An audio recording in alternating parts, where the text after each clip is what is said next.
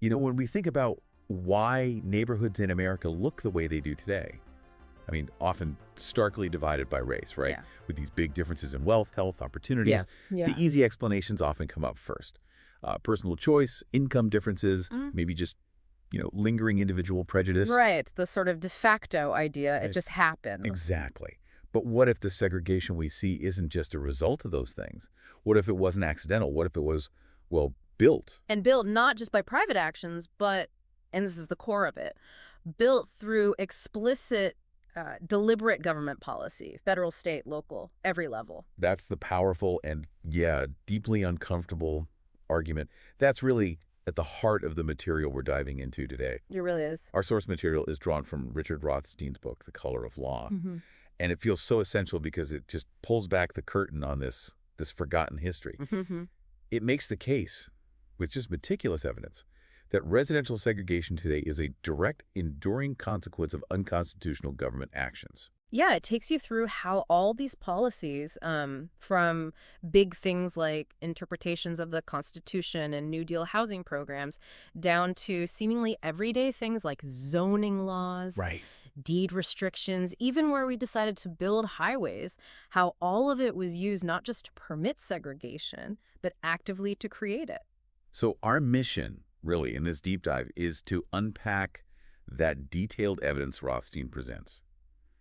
We want to understand the specific legal, economic, administrative mechanisms the government used. Trace how those historical actions are still shaping things today, the physical landscape, opportunities. And wrestle with what the source says about the need for remedy. It's a serious topic, absolutely. Very academic, very detailed. But we want to guide you through it thoughtfully, make this complex history understandable. And maybe review some insights that might fundamentally change how you see the places you live and work. Let's dig in. Where should we start? Maybe that core argument you mentioned. Yeah, let's start there. It's foundational, like you said, the distinction between de jure and de facto segregation. Okay. Rothstein's core argument is that today's segregation isn't de facto, something that just happened as an unintended consequence of private choices. No, he argues it is de jure. It was created and imposed by law and public policy. And that distinction is, it's vital, right? Because the source really takes issue with this idea, sometimes even heard from Supreme Court justices, that past government wrongs don't really have a strong causal link to today's segregation. Exactly. Or that they're just vestiges. Rothstein flatly refutes that. He argues the policies weren't subtle or intangible. They were direct, racially explicit, and frankly controlling enough to build the segregated landscape we still see. So why is insisting on this de jure label so important? What's the implication? Because, as the source argues pretty forcefully, recognizing segregation as de jure is, well, it's essential for understanding the need for remedies. It shifts the whole narrative. How so? It changes it from, this is just how things turned out, to, this was the result of unconstitutional state action. And that implies a fundamental obligation to actually address the harm caused. That completely shifts the responsibility. Okay, so let's trace some of those early legal and policy foundations the source brings up.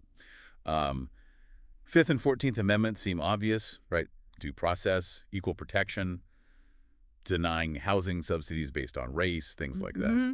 But the source also brings in the 13th Amendment, the one that abolished slavery. How does that connect to housing discrimination? That seems less direct. Well, this is where the history gets really interesting and maybe surprising for a lot of folks. The 13th Amendment didn't just end slavery itself. It gave Congress the power to abolish the badges and incidents of slavery. Badges and incidents. Meaning anything that sort of perpetuates slavery's characteristics. And the 1866 Civil Rights Act, passed specifically to enforce the 13th Amendment, actually saw housing discrimination as exactly that, a badge of slavery, keeping African Americans in a second-class status. So it banned it. Wait, hold on.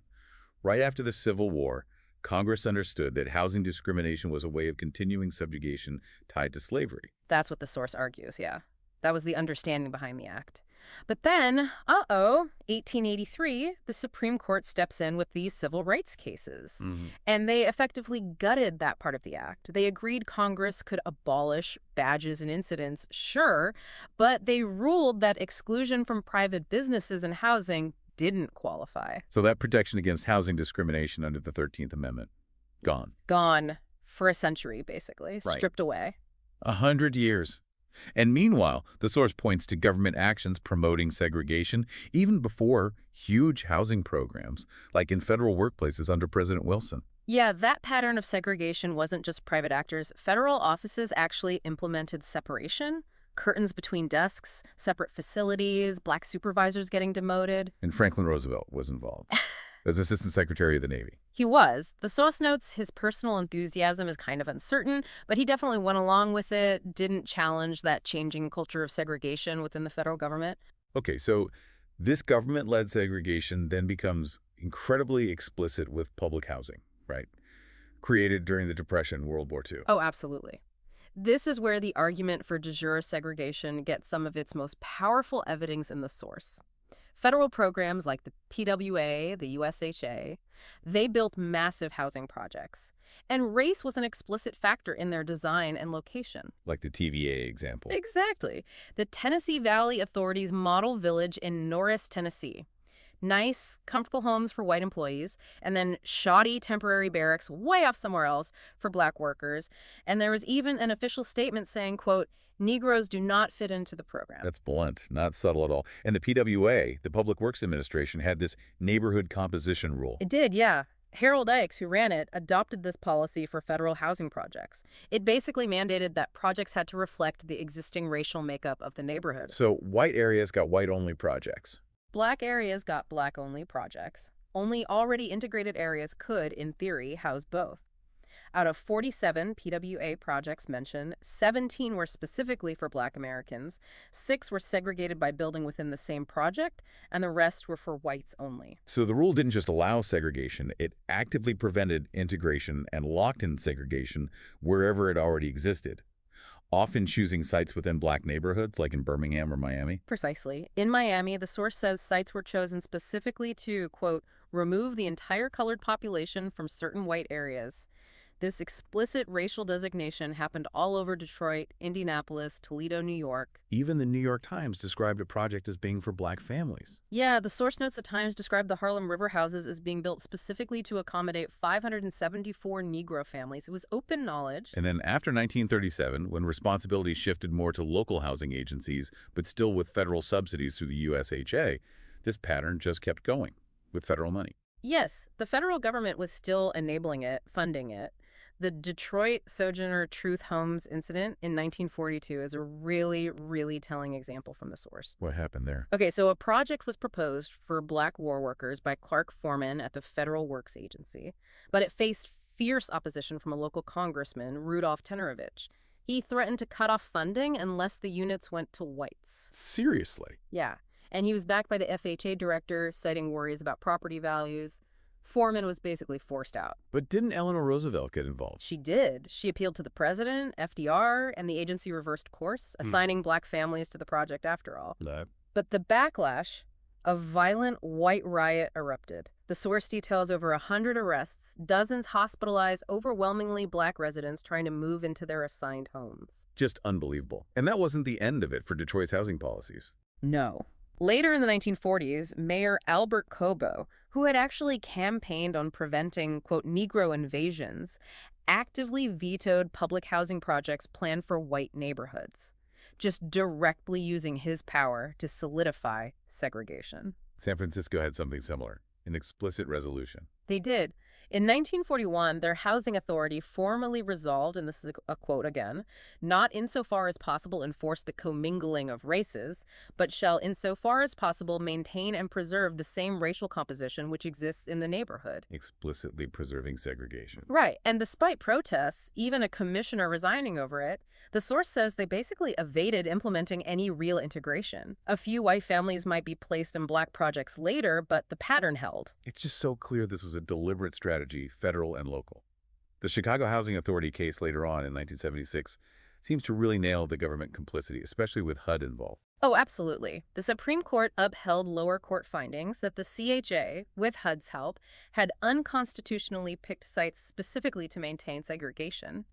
The district judge found that basically no criterion, other than race, can plausibly explain the veto of over 99.5% of proposed units on white sites. 99.5%. Compared to only 10% vetoed on black sites. It's That's just it. stark. The data speaks for itself. And the source mentions the government's own lawyer, Solicitor General Robert Bork, arguing against integration to the Supreme Court, framing it as punishment for innocent communities. Yes, arguing that forcing integration was somehow a burden on white areas that wronged the plaintiff class in no way. The court rejected that argument, thankfully, and upheld the orders to build in white areas. But what happened then? Did they build? Well, this is the kicker. The response from CHA and HUD was they basically just stopped building public housing altogether. Vacant land in white areas got developed for other things. And according to the source, segregation in the Chicago area actually increased after that ruling. Unbelievable. So they'd rather stop building needed housing than integrate it. And didn't Austin do something similar, condemning a park important to the Black community for a segregated project? Yes, Rosewood Courts. Built on land they got by condemning Emancipation Park, which was a historically significant site for Austin's Black community, used for Juneteenth celebrations. Residents protested, there was other land available, but the city pushed forward with the condemnation and the segregated project, again, using government power to reinforce separation. So public housing was clearly a huge lever for de jure segregation. But the source also details how zoning evolved, right? From explicit racial zoning to something more masked. That's right. Early on, you had cities like Baltimore in 1910 passing explicit racial zoning ordinances, making it illegal for Black people to move onto a block that was majority white and vice versa. Judges even struggled with how to apply these in already mixed areas. And these had broad support. Widespread support among white leaders. Even progressive publications like The New Republic argued for segregation back in 1915, saying it was necessary until, quote, Negroes ceased wanting to amalgamate. Which, as the source points out, kind of willfully ignored the actual history of race mixing in America, especially under slavery. Completely. Then came the Supreme Court's 1917 ruling, Buchanan v. Worley. What did that do? It banned those explicit racial zoning ordinances.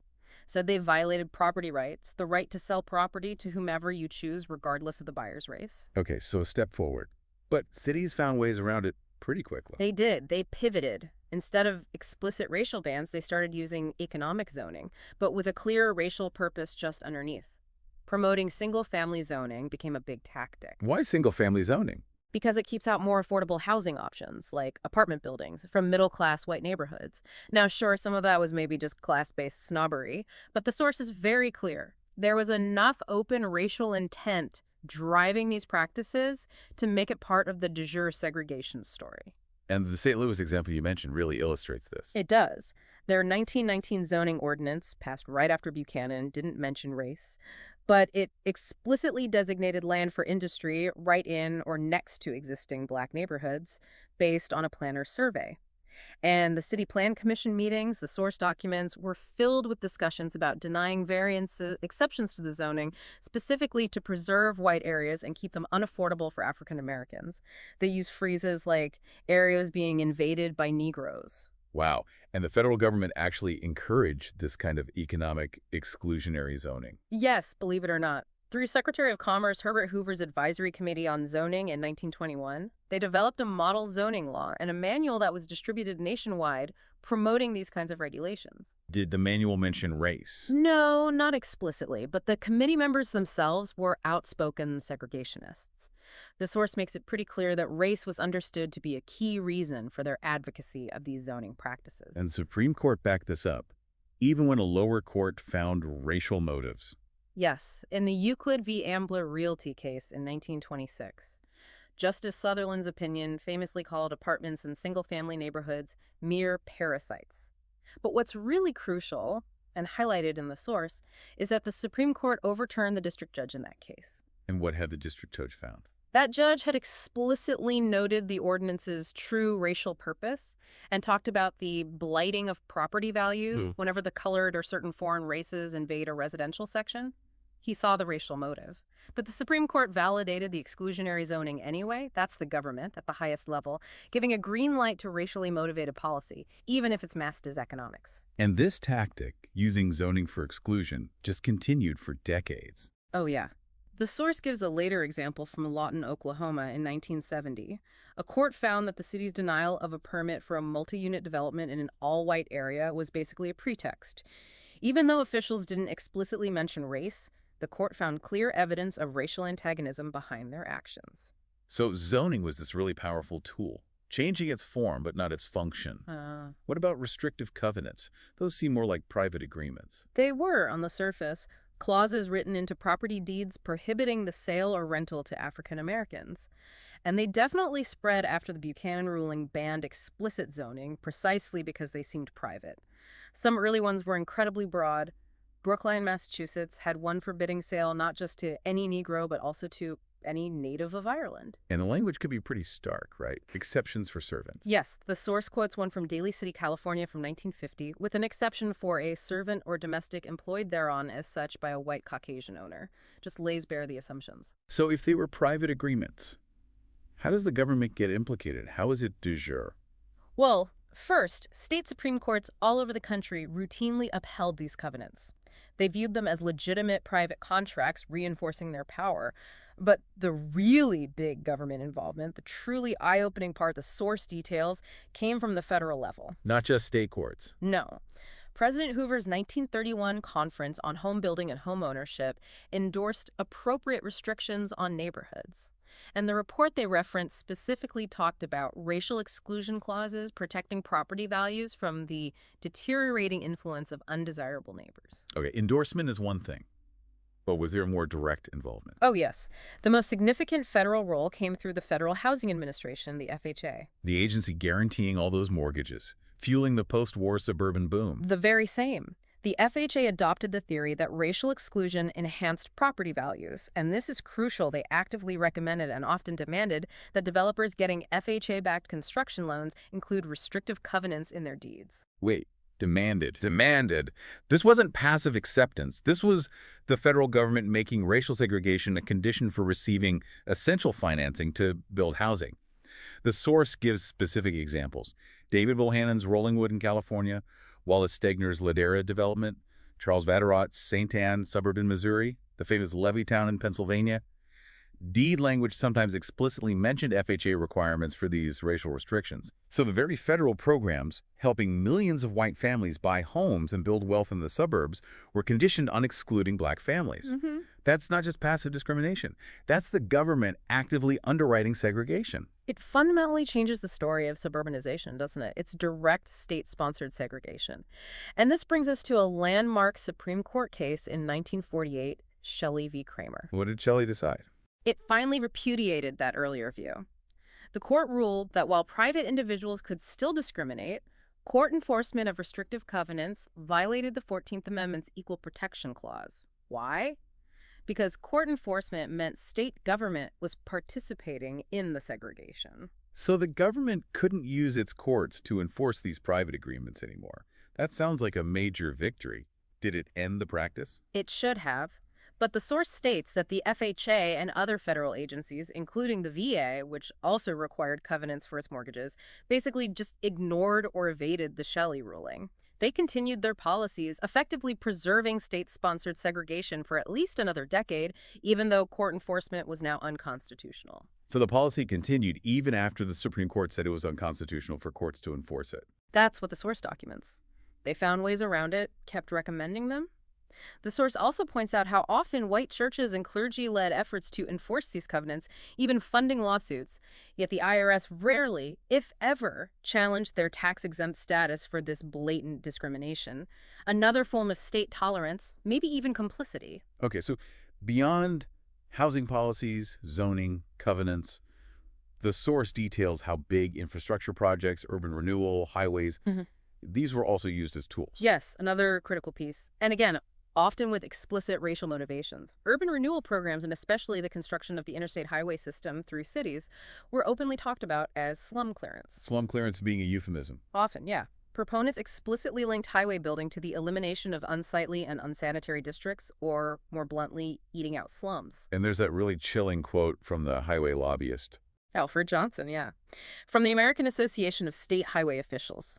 He recalled city officials in the mid-50s openly viewing the new urban interstates as a chance to get rid of the local nigger town. It wasn't hidden. It was part of the sales pitch for routing highways through cities. And the source gives concrete examples of this happening. Highways slicing through black neighborhoods. Absolutely. Hamtramck, Michigan. I-75 routed right through black neighborhoods that had just been cleared using urban renewal funds, displacing thousands, 87% of them African-American families. Camden, New Jersey.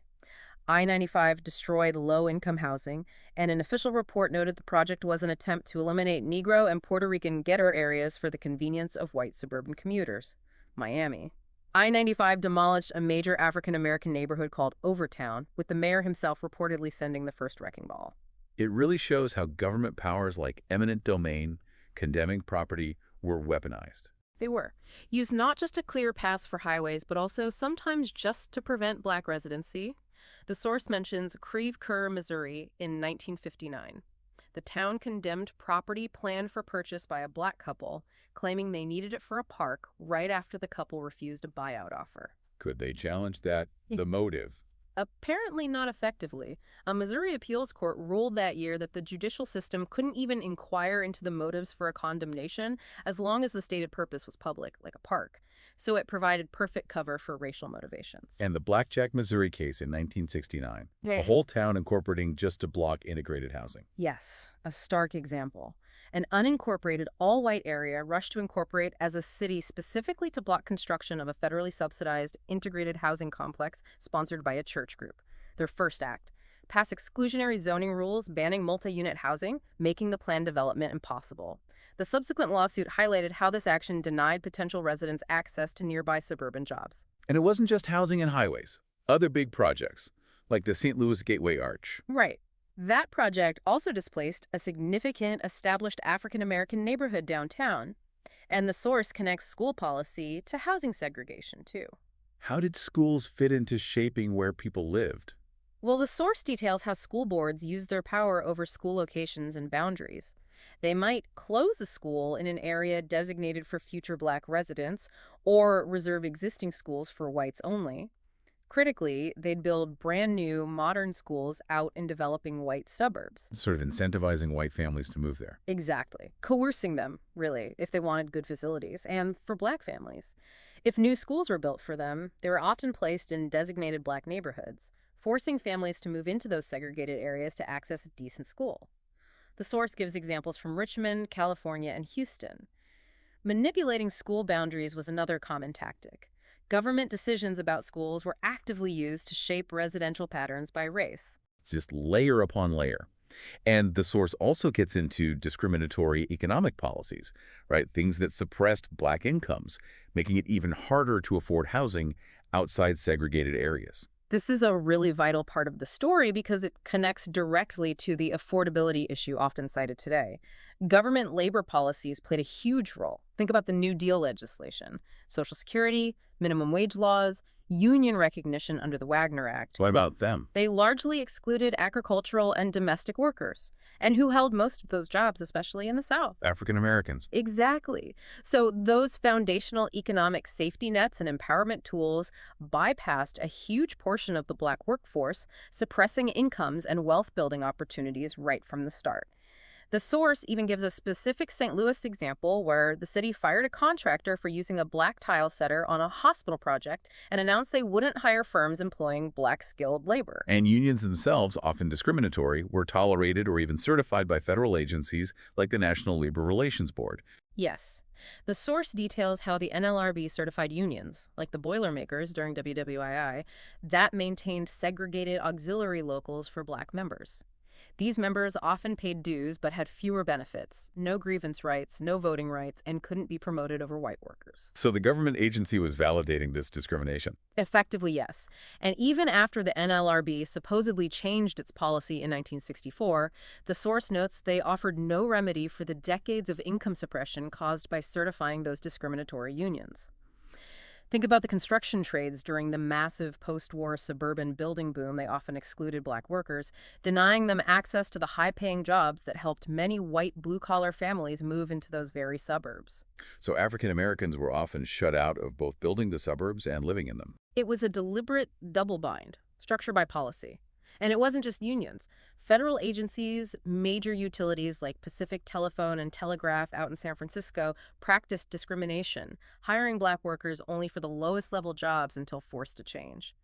The source mentions Maya Angelou being one of the first black streetcar conductors hired at SF after a policy change, and then 700 black operators were hired quickly, showing qualified people had been deliberately excluded. The source also mentions discriminatory property tax assessments. How did that work? This is a subtle but really damaging one. Research cited shows that city and county governments consistently overassess properties in black neighborhoods compared to similar properties in white neighborhoods. Meaning black homeowners paid proportionally higher taxes. Yes. A 1979 Chicago study found the difference was statistically significant and couldn't be explained just by class bias. The consequences: less money available for city services in black neighborhoods despite higher relative taxes, homeowners having less money for upkeep, sometimes forcing them to take in boarders and making them more vulnerable to tax foreclosures and speculators. The source notes this pattern of predatory tax lien purchasing is still more likely in cities like Baltimore and Cleveland today. And because housing was so restricted, landlords in black neighborhoods could charge higher rents. Absolutely. The source cites reports from Chicago, Philadelphia, Manhattan, showing black families paying significantly more rent for comparable, or often worse, housing than white families paid elsewhere. During WWII rent controls, landlords would often subdivide apartments to jack up the total rent collected. And high rents make it impossible to save for a down payment. Exactly. Trapping families in the rental market, preventing wealth accumulation through home ownership. It's a vicious cycle, fueled by the artificial scarcity created by segregation policies. And this kind of exploitation didn't end. The source talks about reverse redlining more recently in the early 2000s. Right. This refers to banks and lenders specifically targeting Black and Hispanic communities, not to deny loans, but to push predatory subprime loans on them, often with terrible terms, high fees, exploding interest rates. Even if they qualified for better loans. Often, yes. The source quotes the Justice Department alleging the statistical link between race and getting these bad loans was so extreme, top bank officials and regulators simply had to have known it was racially motivated, not just risk-based. And the government response. The Federal Reserve. According to the source, the Fed tolerated this for years. Significant prosecution for predatory lending, like against Countrywide, really only happened after they switched regulators away from the Fed's supervision. The results were devastating. In terms of A huge loss of Black homeownership. The rate fell from about 50% in 2004 down to 42% by 2016. White homeownership dipped too after the crash, but much less, from 76% to 72%. This forced many Black families back into renting or doubling up, and even led to a resurgence of predatory contract buying, where you make payments but build no equity. So the source really argues that segregation itself, created by all these government actions, is a primary driver of the income and wealth gaps we see today. It prevented wealth accumulation, especially through home equity in appreciating suburbs. Exactly. Which then makes it harder to afford homes in those areas today. So just pointing to income differences now as the reason for segregation is, as the source puts it, a superficial explanation. The government's discriminatory policies created the economic disparities that now look like the cause. It's just a staggering amount of deliberate action over decades. What are some of the biggest enduring consequences the source points to? Well, the most direct one is probably school segregation. Because housing is segregated, schools are segregated. The source notes that schools are actually more segregated today than they were 40 years ago, with the typical Black student having less exposure to white students now than then. Meaningful integration often required things like busing, precisely because kids just don't live near peers of different races, thanks to these housing patterns. And health disparities, too. You mentioned toxic waste earlier. Yeah, that's a big one. The source cites multiple reports finding that race is a stronger statistical predictor than income for where hazardous waste facilities are located. Minority populations living near existing incinerators were found to be 89% higher than the national median.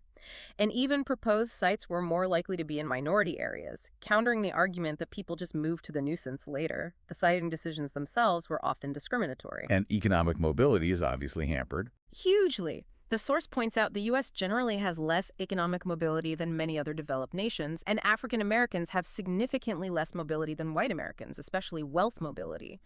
When generations were systematically denied the primary American tool for wealth-building home ownership in appreciating areas, it's not surprising the wealth gap is so persistent and impacts families across generations. It just feels overwhelming. How do you even begin to undo something this deeply embedded?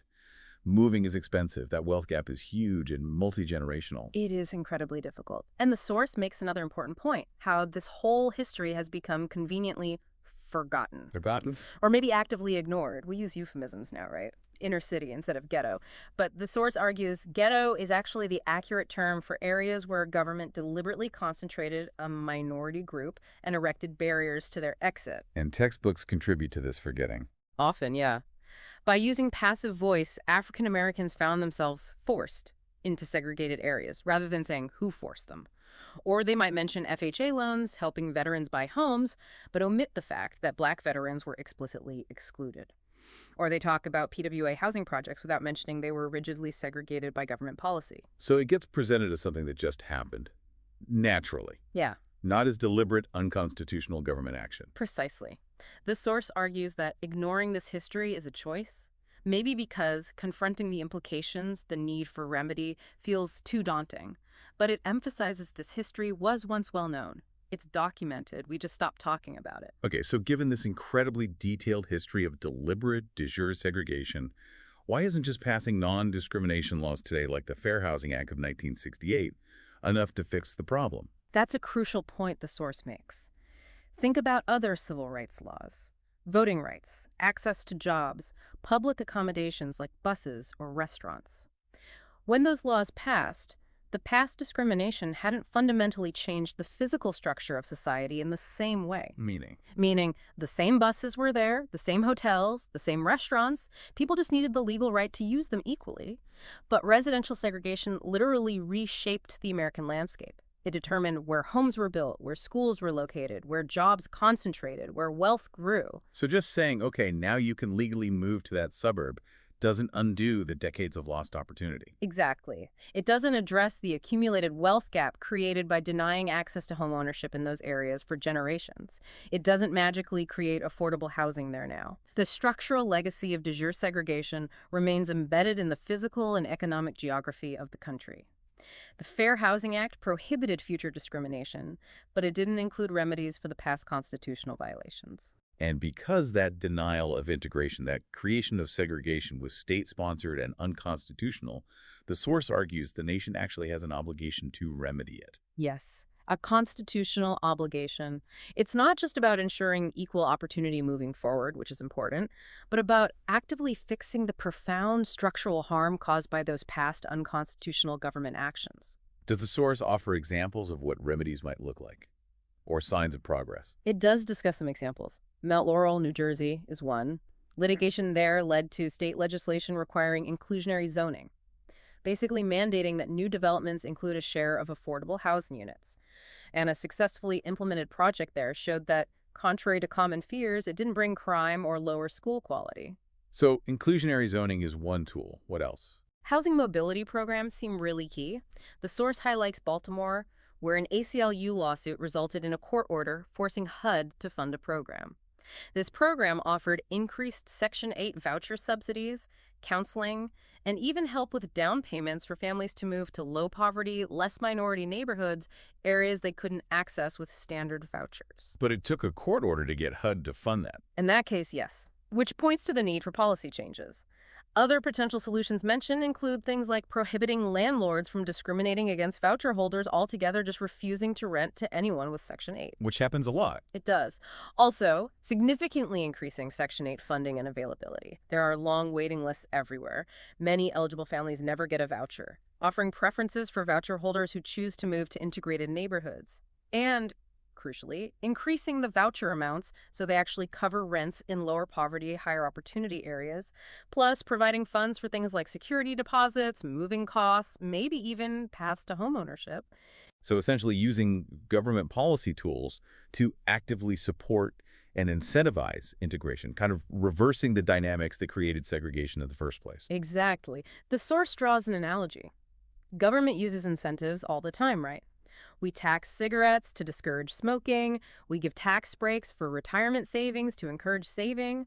Why not use policy incentives to help families choose integrated settings to undo the damage caused by past government policies that mandated segregation? And the source frames this not just as paying a debt, but maybe as an opportunity. Yeah, there's a suggestion that everyone actually benefits from a more diverse, more equitable society.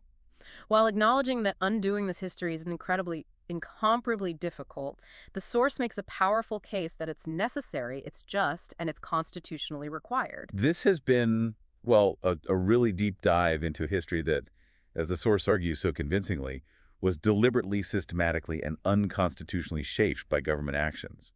It created the segregated landscape we are still living with right now. It wasn't an accident. It wasn't just market forces or private choices.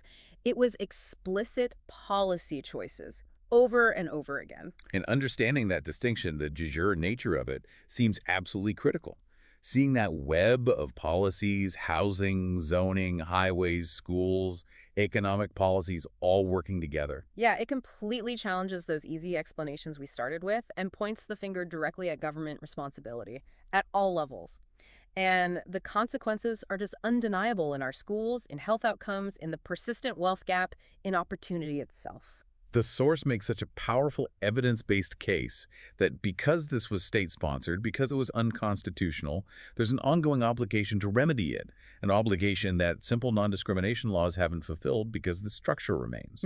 That structural legacy is the key. As the color of law makes so clear, the consequences of these policies, quote, define our racially separate living arrangements to this day, which really leaves us living now with a pretty profound question to think about, doesn't it? It does. What does it mean for us to inhabit a landscape so deliberately shaped by this history?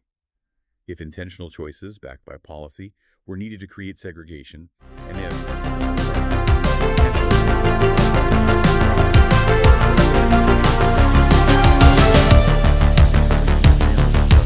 by this history.